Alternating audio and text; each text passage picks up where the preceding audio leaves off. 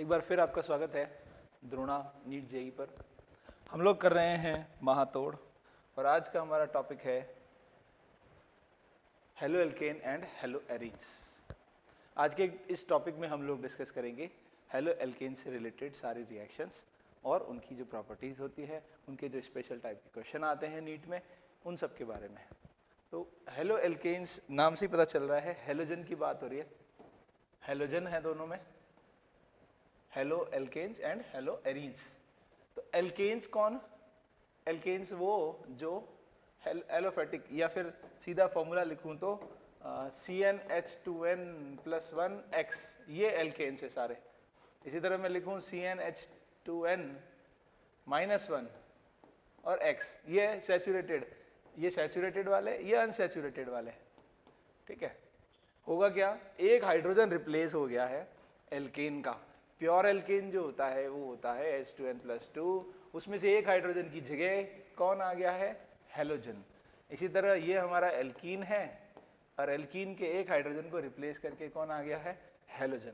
Halogen में कौन कौन हो सकते हैं? F, Cl, Br और I। ये चारों हेलोजन हैं हमारे, जो 17th ग्रुप पीरियोडिक टेबल में होते हैं।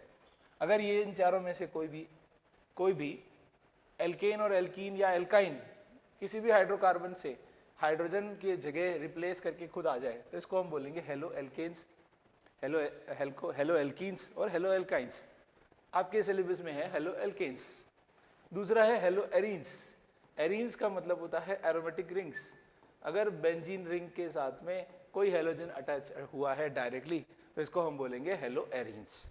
मेजर डिफरेंस इन दोनों में ये होता है कि जब हम लोग इसकी बात करते हैं कि ये हमारा कोई एक हेलोजन हेलो एल्केन है, इस हेलो एल्केन में ये Br जिस कार्बन से अटैच्ड है वो sp3 कार्बन है। तो इसमें और इसमें मेजर डिफरेंस ये है कि यहाँ जब भी कभी कोई हेलोजन लगेगा तो ये हेलोजन जिस कार्बन से अटैच्ड है वो sp2 हाइब्रिडाइज्ड कार्बन है। तो इसकी वजह से क्या होगा, यहाँ पर रेजोनेंस के चांसेस रहेंगे। ब्रोमीन के जो लोन पेयर है वो लोन पेयर बेंजीन रिंग के अंदर रेजोनेंस करने जा सकते हैं और इस तरह के रेजोनेंस की वजह से Br और बेंजीन रिंग के sp2 हाइब्रिडाइज्ड कार्बन के बीच एक डबल बॉन्ड कैरेक्टर डेवलप हो जाता है। दो लोन पेयर तो है ही है, एक चला गया है, एक लोन पेयर यहाँ गया है। ये बॉन्ड हमने इस पे शिफ्ट किया, इस पे नेगेटिव लाए हैं और एक बॉन्ड इसके साथ यहाँ भी। तो इस डबल बॉन्ड कैरेक्टर की वजह से, ये कौन सा कैरेक्टर है? Double bond character. हालांकि सिंगल बॉन्ड है लेकिन रेजोनेंस की वजह से वो डबल बॉन्ड कैरेक्टर उसमें आ रहे हैं और डबल बॉन्ड कैरेक्टर आ रहे हैं तो वो ज़्यादा स्ट्रॉन्ग हो रहा है और ज़्यादा स्ट्रॉन्ग होने की वजह से ये Br बेंजीन रिंग से रिमूव करना थोड़ा टफ काम होता है as compare to this. Normal reactions की बात करूं तो हेलो एल्केन्स जो हैं और हेलो एरीन्स जो हैं वो सब्स्टिट्यूशन रिएक्शन देते हैं। कौन सी रिएक्शन देते हैं? Substitution reaction. और सब्स्टिट्यूशन में भी कौन सी वाली सब्स्टिट्यूशन? न्यूक्लियोफिलिक सब्स्टिट्यूशन, जिसे हमने पिछले लेक्चर में डिस्कस किया था एल्केन्स मतलब हाइड्रोकार्बन के बारे में। तो हमने कहा था हाइड्रोकार्बन जो है वो सब्स्टिट्यूशन देते हैं इलेक्ट्रोफिलिक वाला या फिर फ्री रेडिकल वाला। ये जो सब्स्टिट्यूशन देते हैं ये फ्री रेडिकल भी देते हैं और न्यूक्लियोफिलिक भी देते हैं। न्यूक्लियोफिलिक क्यों बोल रहे हैं? क्योंकि ये खुद न्यूक्लियोफाइल है, एक अच्छा लिविंग ग्रुप की तरह निकल जाएगा। ये इस बॉन्ड के इलेक्ट्रॉन लेकर Br- की फॉर्म में चला जाता है। तो न्यूक्लियोफाइल जाएगा, न्यूक्लियोफाइल आएगा, कोई एक न्यूक्लियोफाइल आए, कोई एक न्यूक्लियोफाइल एग्जिस्टिंग वाला चला जाए, तो इसको हम बोलते हैं न्यूक्लियोफिलिक सब्स्टिट्यूशन। अब नाम आया है न्यूक्लियोफिलिक सब्स्टिट्यूशन, तो ये दो तरह के होते हैं, एक होता है SN1 और एक होता है SN2। SN1 वन से पता चल रहा है कि एक ही मॉलिक्यूल की कंसंट्रेशन पे डिपेंड करता है। फर्स्ट ऑर्डर रिएक्शन है, ये सेकेंड ऑर्डर रिएक्शन है।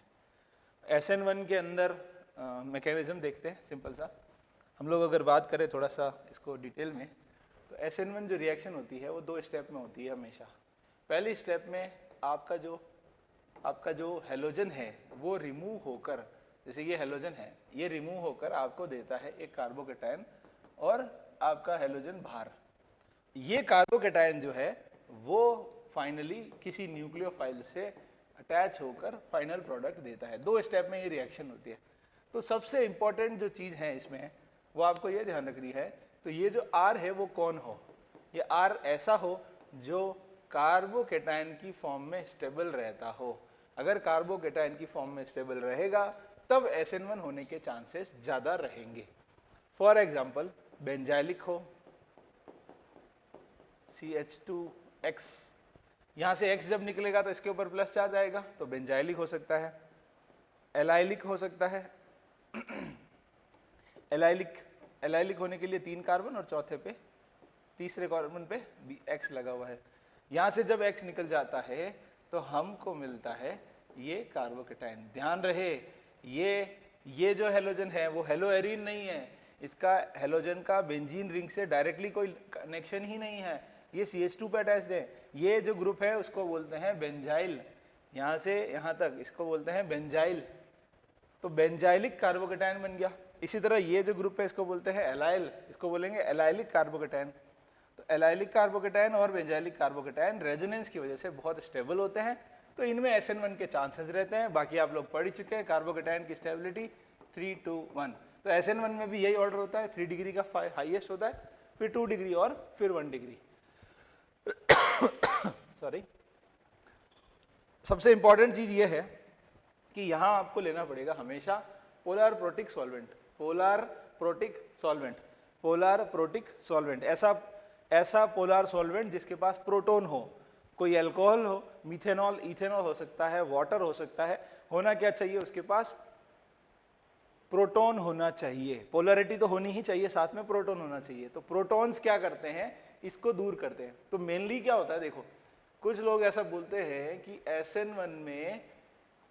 SN1 में रेसिमाइजेशन होता है। ठीक है, मैं रेसिमाइजेशन के साथ एक टर्म और ऐड करता हूं, ध्यान से देखिए। ये R और ये Br, इनके ऊपर पार्शियल चार्जेस ऑलरेडी हैं बिकॉज ऑफ इलेक्ट्रोनेगेटिविटी डिफरेंस। अब क्या होगा, ये दोनों दूर हो जाएंगे एक दूसरे से। जब एक दूसरे से दूर हुए, ये कार्बोकेटाइन बना और ये Br माइनस बना, इस कंडीशन को हम बोलते हैं, अभी बॉन्ड टूट चुका है लेकिन अभी भी वो पास है, electrostatic force of attraction is there. तो बॉन्ड टूटने के बाद जो पेयर बनता है उसको बोलते हैं इंटीमेट आयन पेयर। क्या बोलते हैं? Intimate ion pair. इस परिस्थिति में अभी कोई न्यूक्लियोफाइल बैक साइड से अटैक कर सकता है और Br हट सकता है, लेकिन हमने यूज किया है पोलर प्रोटिक सॉल्वेंट, तो पोलर प्रोटिक सॉल्वेंट इन दोनों को थोड़ा दूर भेजेगा। सॉल्वेशन होने पर ये दोनों दूर हो जाएंगे। सॉल्वेशन का मतलब होता है हमने तुम्हें चारों तरफ से घेर लिया है। तो सॉल्वेंट के जो मॉलिक्यूल है उसने इस Cl को चारों तरफ से घेर लिया है, ये स्टेबलाइज हो गया, ये दूर हो गया। अब इसके पास दोनों चांसेस रहेंगे कि न्यूक्लियोफाइल चाहे तो लेफ्ट से आए चाहे तो राइट से आए, तो दोनों संभावनाएं रहेगी। हम जानते हैं अगर बैक साइड अटैक होता है तो हम लोग बोलते हैं इन्वर्जन हो गया। तो यहाँ पे ज्यादा चांस अभी भी किसके हैं? बैक साइड अटैक के। किसके हैं ज्यादा चांस? इधर से होने के। इधर से होने के कम चांस है, जब तक ये दूर नहीं जाएगा तब तक इधर से होगा नहीं। तो रेसिमाइजेशन तो होता है बट विथ डोमिनेंट इन्वर्जन। क्या बोलते हैं? Dominant inversion. तो आप एक चीज ध्यान रखेंगे, SN1 और SN2 की बात करें SN2 में तो हमेशा बैक साइड अटैक होता है, सिंगल स्टेप होती है। SN2 में हम लोग ऐसा लिखते हैं, ये Br, ये न्यूक्लियोफाइल आया, न्यूक्लियोफाइल गया, एक ही स्टेप में काम हुआ, एक स्टेप में काम हुआ। तो न्यूक्लियोफाइल दूसरी डायरेक्शन में, Br इधर था, nucleophile left, Br right, nucleophile right left में आ गया, Br राइट से निकल गया, तो बैक साइड से। तो SN2 के लिए तो हम लोग बोलते हैं इन्वर्जन। क्या बोलते हैं? इन्वर्जन ही होगा, कोई दूसरा ऑप्शन नहीं है। SN1 में रेसिमाइजेशन होगा लेकिन 50-50 नहीं होगा, रेसिमाइजेशन विथ डोमिनेंट इन्वर्जन। ध्यान रहे, इसमें भी इन्वर्जन, रेसिमाइजेशन हो रहा है, थोड़ा चांस इधर का है, थोड़ा बैक साइड का है, मैक्सिमम चांस बैक साइड का अटैक का है। तो इस तरह की क्वेश्चंस पूछे जाते हैं। ये SN1 का ऑर्डर है, SN2 का ऑर्डर इसका उल्टा। अगर मैं F, Cl, Br और I की बात करूं तो लिविंग ग्रुप सबसे अच्छा I है। तो चाहे SN1 हो चाहे SN2 हो, दोनों में हाईएस्ट I ही होगा। ठीक है, इससे रिलेटेड हमारे पास जो भी क्वेश्चंस आ रखे हैं वो डिस्कस कर लेते हैं। और उससे पहले एक चीज और बताना चाहूंगा, ये जो हमारा था कार्बोकेटाइन, बेंजाइलिक कार्बोकेटाइन और एलाइलिक कार्बोकेटाइन, इसकी वजह से तो ये SN1 देते हैं, लेकिन अगर इसी की जगह विनाइल हैलाइड होता, इसमें और इसमें डिफरेंस है, ये एलाइल है, 3 कार्बन है, ठीक है, ये 2 कार्बन ही है, दोनों कार्बन से डायरेक्टली हेलोजन अटैच्ड है, तो ये विनाइल है। विनाइल में भी डबल बॉन्ड कैरेक्टर होते हैं जिस तरह से बेंजीन रिंग में होते हैं। अगर मैं बेंजीन रिंग बनाऊं और यहाँ पे हेलोजन लिखूं तो यहाँ भी डबल बॉन्ड कैरेक्टर होते हैं। इन दोनों में SN1 के चांस या सब्स्टिट्यूशन के चांस कम हो जाते हैं because of double bond character. शुरुआत करते हैं the reaction of this molecule. इसको ध्यान से देखना क्या लिखा है, C6H5 CH double bond CH और CH3 विद HBr प्रोड्यूस। अब होगा क्या, बॉन्ड शिफ्टिंग करें।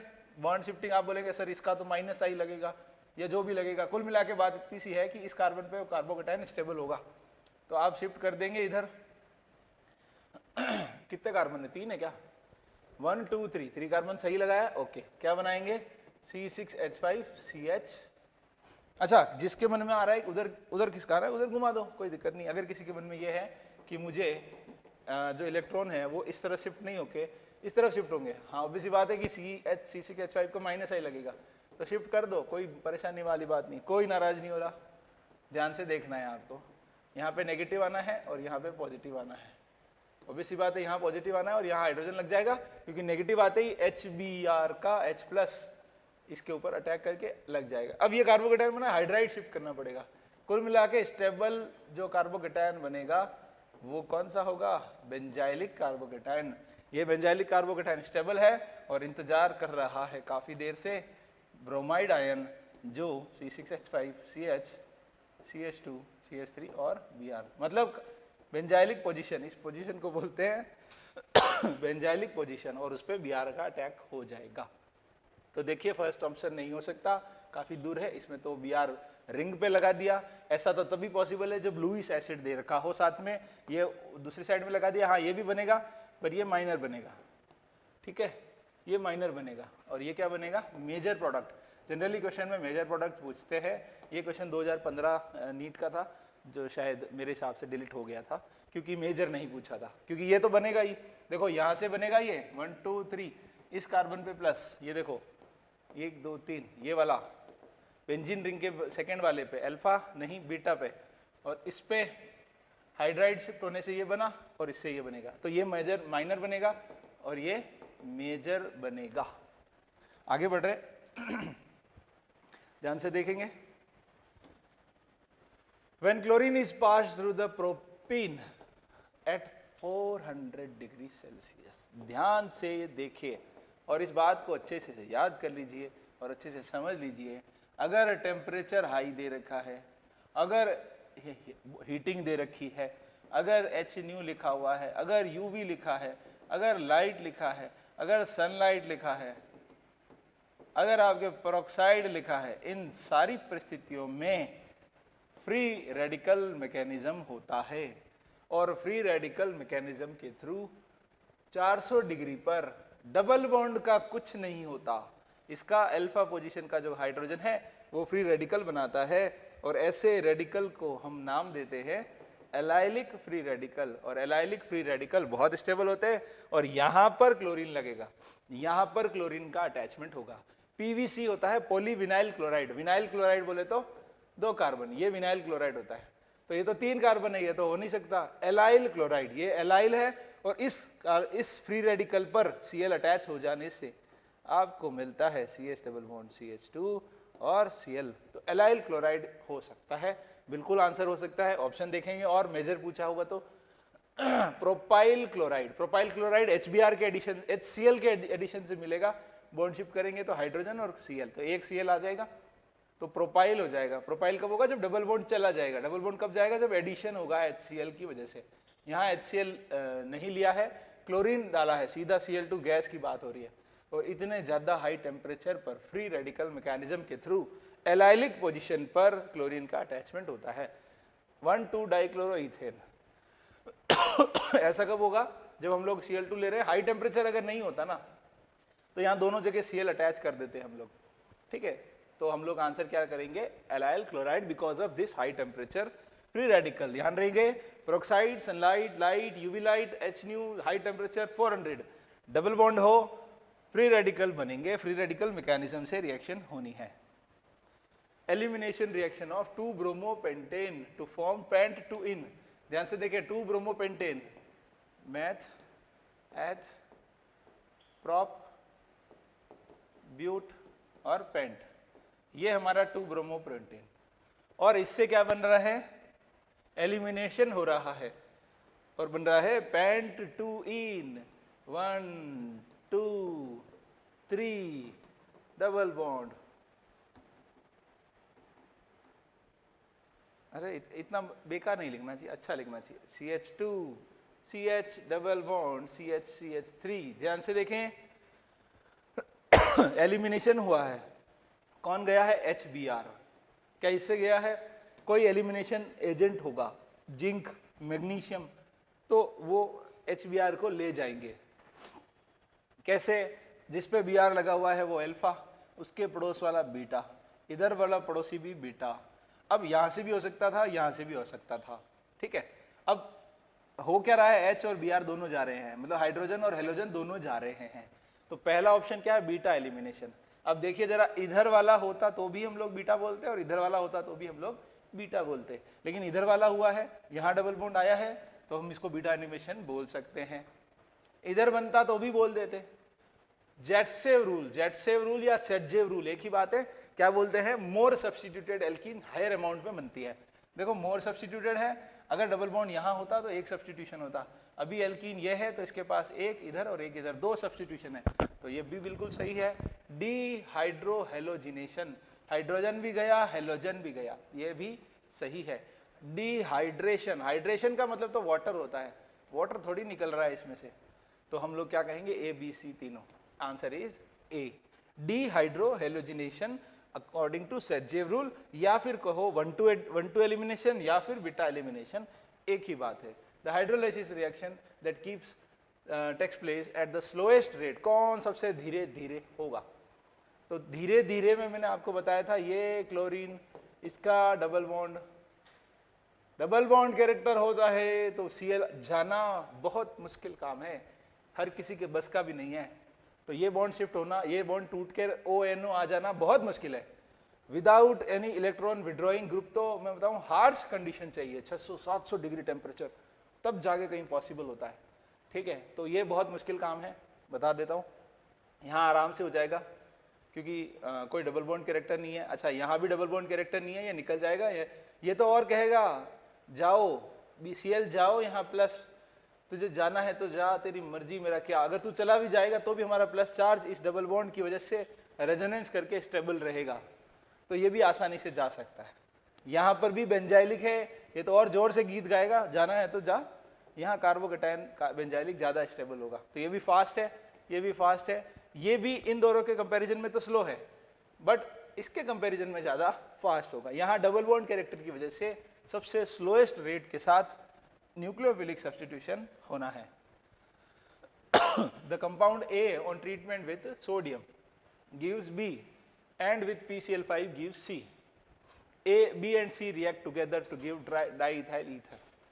ध्यान से देखिए, सोडियम की बातें हुई है, डाइइथाइल ईथर बनाया है। तो डाइइथाइल ईथर कैसा दिखता है वो बता देता हूँ। ये रहा diethyl ether,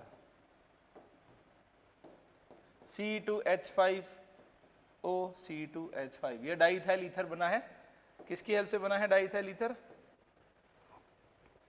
B and C की वजह से। तो पहले A लिखते हैं, A मुझे लग रहा है अल्कोहल जैसा कुछ होना चाहिए, तो इन तीनों में से कोई ऑप्शन हो सकता है, इन तीनों में से, ठीक है। C2H5 ऑप्शन देख के कर रहे हो, C2H5OH। क्या कराना है? ट्रीटमेंट विथ सोडियम, सोडियम के साथ ट्रीट कराओ। सोडियम क्या करेगा? हाइड्रोजन गैस निकालेगा, तो C2H5ONA बनेगा, O- H+ और हाइड्रोजन गैस निकालता है। ध्यान रहे, कोई भी alkali metal, lithium, sodium, potassium अगर आप लेते हैं और अल्कोहल या ऐसा कोई कंपाउंड जिसके अंदर फ्री हाइड्रोजन H+ रिमूव होने के चांसेस होते हैं, हमेशा हाइड्रोजन गैस निकलती है। अगर हाइड्रोजन गैस निकलती है तो ऑब्वियस सी बात है कि हम लोग क्या कर पाएंगे, हमको मिलेगा एक सॉल्ट, इसको हम बोल रहे हैं B। दूसरा इन्होंने कहा है कि एंड PCl5 गिव्स C, इसकी PCl5 से रिएक्शन कराओगे तो PCl5 की रिएक्शन से C2H5Cl बनता है, अब इन दोनों की रिएक्शन कराओगे तो ये बन जाएगा, बिल्कुल बन जाएगा। कैसे बनेगा? C2H5Cl। तो यहाँ पे क्या होगा, ये जो न्यूक्लियोफाइल है O माइनस, ये न्यूक्लियोफाइल आया, ये न्यूक्लियोफाइल गया, बचेगा क्या? C2H5O C2H5, ये क्या है हमारा? C। तो हमारा आंसर क्या है? एल्कोहल पहला, दूसरा ONA, बी कौन है? ONA, ये रहा ONA, और तीसरा C2H5Cl। तो डी हमारा आंसर है। Next is the compound C7H8। देखा, डबल से बहुत ही कम है, मतलब बेंजीन रिंग की बातें हो रही है, सीधी बात है। दिमाग इतना सा लगाना है। C6H6 होता तो बेंजीन होता, एक्स्ट्रा कार्बन भी है, एक्स्ट्रा हाइड्रोजन भी है, मतलब टोलुइन होगा ये, ठीक है। अंडरगोज दिस रिएक्शन, मैंने कहा था हाई टेम्परेचर है। अगर यहाँ Fe लिखा होता ना तो Cl बेंजीन रिंग पे जाता, आयरन होता तो बेंजीन रिंग पे जाता। आयरन FeCl3 की प्रेजेंस में इलेक्ट्रोफिलिक सब्स्टिट्यूशन बेंजीन रिंग पे होता है, लेकिन हाई टेम्परेचर है तो ऑब्वियस सी बात है, धीरे धीरे एक एक करके फ्री रेडिकल मैकेनिज्म के थ्रू ये यहाँ से हमारे क्लोरीन, कार्बन के ऊपर जो क्लोरीन है वो, सॉरी हाइड्रोजन जो है वो सारे रिमूव होके क्लोरीन बन जाता है। ये है हमारा A। अब ये A बनने के बाद हम लोग बोल रहे हैं Br2Cl, जैसा कि मैंने आपको कहा था, अगर आयरन होता तो ये Cl भी कहाँ जाते? रिंग में जाते। ये Br है, आयरन है, आयरन की वजह से Br प्लस बनेगा, Br प्लस बेंजीन रिंग पे अटैक करेगा। हालांकि यहाँ ध्यान देने वाली बात ये है कि इसका कौन सा इफेक्ट है, तो इसका इफेक्ट है ये इलेक्ट्रॉन लेकर -H इफेक्ट शो करता है। -H मतलब इलेक्ट्रॉन ले लिए तो ऑर्थो और पैरा पोजीशन पे प्लस चार्ज आएगा। कौन सा चार्ज आएगा? प्लस। तो Br कहाँ जाएगा? इलेक्ट्रॉन विड्रॉइंग जो होते हैं वो मेटा डायरेक्टिंग होते हैं, अगर मैं डायरेक्टली कहूँ तो -H की वजह से ये CCl3 इस आने वाले ब्रोमीन को डायरेक्शन देगा कि भैया पधारिए, लेकिन पैरा पोजीशन या ऑर्थो पोजीशन पे हमने प्लस चार्ज क्रिएट कर रखे हैं, तो आपको अगर पधारना है तो आप मेटा पर आइए। तो ये मेटा पर आ गया, ये हमारा B बन गया। अब ZnHCl से फिर से रिमूवल हो रहा है या हाइड्रोजन बनेंगे तो टोलुइन बन जाएगा। क्या बनेगा? टोलुइन। यहाँ से Cl हट जाएंगे, जिंक की वजह से। जिंक डी हेलोजिनेटिंग एजेंट है, लेकिन जिंक के बस का नहीं कि इस डबल बॉन्ड कैरेक्टर को तोड़ के Br को ले जाए, इसलिए वो आसान काम करेगा, Cl को ले जाएगा वहाँ से, CH3 बना लेगा। तो ऐसा कोई ऑप्शन दिख रहा है C में? हमको चाहिए मेटाब्रोमो, फर्स्ट ऑप्शन ही दे रखा है मेटाब्रोमो टोलुइन। बढ़ रहे हैं आगे। 3 रिएक्शन एक साथ हमने इसमें निपटा दी हैं। फर्स्ट वाली फ्री रेडिकल, सेकेंड वाली electrophilic substitution, and third one is dehalogenation. हाँ जी, identify A and predict the type of reaction.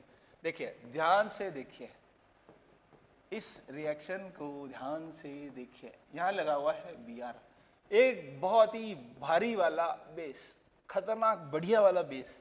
पिछली क्लास में भी मैंने आपको बताया था, एक Cl डबल बॉन्ड एल्काइन बनाने के लिए हम लोग, जैसे हम लोग हेलो एल्केन से एल्कीन बनाते हैं तो एल्कोहलिक KOH यूज करते हैं, बट एल्काइन बनाने के लिए एल्कोहलिक KOH के बस का नहीं है, तो हम लोग ये यूज करते हैं सोडियम सोडामाइड, जिसका हमने नाम लिखा था कल, सोडामाइड।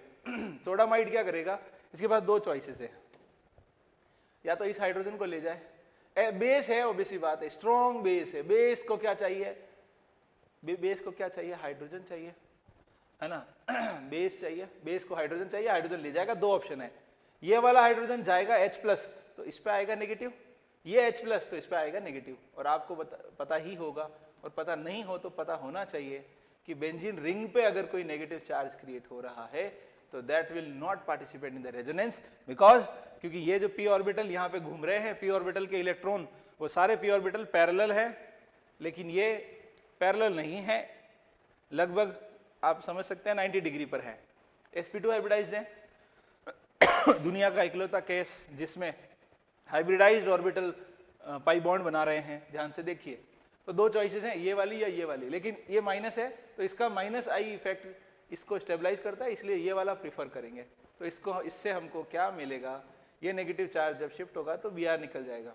तो ध्यान से देखिए, हमको मिलेगी एक बहुत ही प्यारी सी बेंजाइन, और इस बेंजाइन, बेंजीन नहीं कह रहा हूँ, YNE ट्रिपल बॉन्ड है, बेंजाइन। अब वापस इसका -I लगा रहा हूँ, ये बॉन्ड इधर शिफ्ट होगा तो इस पे नेगेटिव चार्ज आएगा, और अमोनिया अमोनिया सॉल्यूशन में यूज होती है ये रिएक्शन।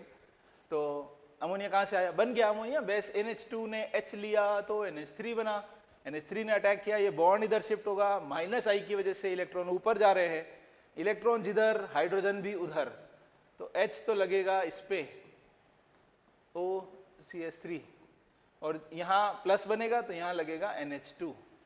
तो एक तरह से सब्स्टिट्यूशन हो गया है, Br की जगह क्या लग रहा है NH2। तो सब्स्टिट्यूशन, एलिमिनेशन, एडिशन, सीने सब्स्टिट्यूशन, सीने सब्स्टिट्यूशन और NH2। ऑब्वियसली बात है, ऑर्थो पे नहीं, Br का नहीं, यहाँ पे तो है ही नहीं, और मेटा पे एक ही ऑप्शन है। तो आंसर है डी। सीने का मतलब भी समझ लीजिए, दो नाम बोलते हैं, इप्सो और सीने। इप्सो और सीने, जहाँ पे ग्रुप है वहीं अगर सब्स्टिट्यूशन होता है तो उसको बोलते हैं इप्सो, पास वाले पे होता है तो बोलते हैं सीने। ठीक है, सीने सब्स्टिट्यूशन और इप्सो। इप्सो जहाँ ग्रुप लगा हुआ है वहीं पर सब्स्टिट्यूशन होता है तो इप्सो बोलते हैं, और पास वाले पे होता है तो सीने बोलते हैं। Consider the reaction. ओके, ये बहुत सिंपल रिएक्शन है, ध्यान से देखिए। CH3 CH2 CH2 Br, और कौन है NaCN। इसको ऐसे देखो, Na+ और Cn-, इस नज़र से अगर इसको आप देखोगे तो न्यूक्लियोफाइल आया, न्यूक्लियोफाइल गया, न्यूक्लियोफिलिक सब्स्टिट्यूशन हो रहा है। ये जो 1 डिग्री है, कौन सा है 1 डिग्री, तो 1 डिग्री के लिए SN2 फेवर करते हैं। SN1 में पोलर प्रोटिक सॉल्वेंट लेते हैं, SN2 में पोलर ए प्रोटिक सॉल्वेंट लेते हैं। पोलर ए प्रोटिक सॉल्वेंट, ऐसा सॉल्वेंट जिसमें प्रोटॉन ना हो, ये है C2H5OH, इसमें तो प्रोटॉन है भर भर के, CH3OH, इसमें भी प्रोटॉन है भर भर के। ये दोनों SN1 कराने के लिए ठीक है, SN2 के लिए ठीक नहीं है। पानी भैया, पानी SN1 के लिए ठीक है, SN2 के लिए एक ही ऑप्शन बचा, DMF, di methyl formamide. Di methyl formamide, ये फॉर्म का मतलब एक कार्बन, अमाइड, ये अमाइड, डाई मिथाइल है, NN डाई मिथाइल, ये दोनों जगह मिथाइल, Me मतलब CH3, इसमें कोई प्रोटॉन नहीं है। भैया ये हाइड्रोजन नहीं निकलता प्रोटॉन की तरह, हाँ क्यों नहीं निकलता, H+ जाएगा तो कार्बन पे माइनस नहीं आएगा, नहीं नहीं ऐसा नहीं है, ये हमारा हाइड्रोजन जो है वो कार्बोनाइल ग्रुप से अटैच्ड है, तो ये हाइड्रोजन आराम से नहीं निकलता, ये एसिडिक हाइड्रोजन नहीं है। हाँ, इसके पास वाला अगर होता ना तो एसिडिक होता, ये इनमें से कोई एक निकल जाता है। क्यों निकलता है, निकलने के बाद जो नेगेटिव आएगा वो स्टेबल हो जाता है। ये एल्डोल रिएक्शन के अंदर हम लोग करते हैं, नेम रिएक्शन का भी हम लोग लेक्चर देखेंगे।